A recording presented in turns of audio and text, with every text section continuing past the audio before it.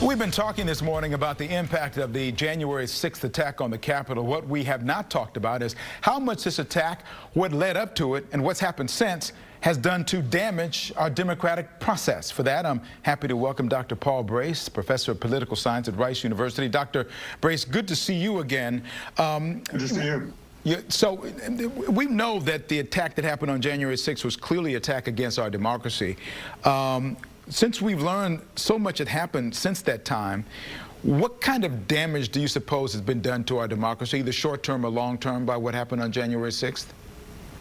Well, I mean, one of the most admirable traditions of American democracy is we have settled our electoral disputes peacefully across over 200 years of history.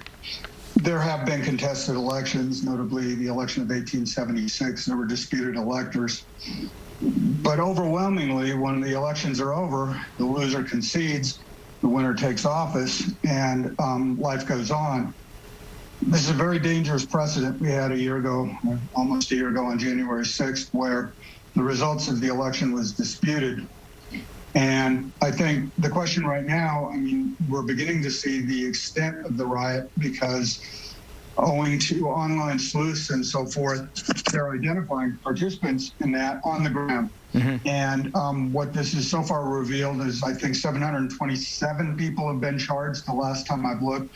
And one can only imagine as someone's charged, they may give up their compatriots. So the scope of this is massive on the ground.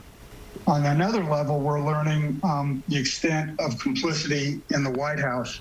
And right now, I think there are several subpoenas. I think there's a contempt charge against Bannon. And notably, there's a subpoena out for former Congressman Meadows. And they are, I think, challenging these subpoenas on the grounds of executive privilege. And this does, in fact, relate to democracy, because executive privilege basically shields a president from any kind of accountability.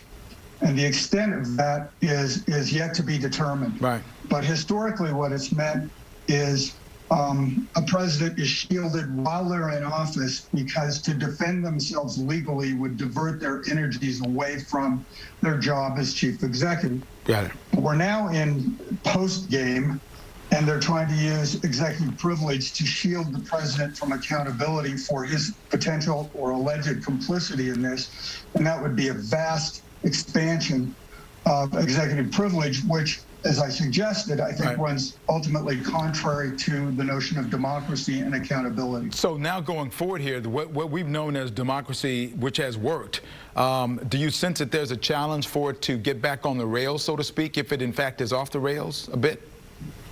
Well, I mean, I sense, and this is based on inference, that the plan going forward is to once again challenge electors in states, particularly those where Republicans hold sway at the state legislative level. The game plan is based on a notion that isn't really fully fleshed out, but ultimately state legislatures determine the electors in a state.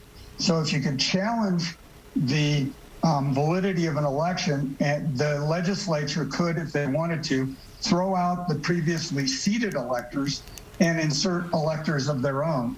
And consequently, if an election doesn't go the way certain groups wanted, you would challenge the electors on the claim that the election was fraudulent, and then they would insert their own electors and basically commandeer the election and ignore the outcome. So we're going to talk more about that.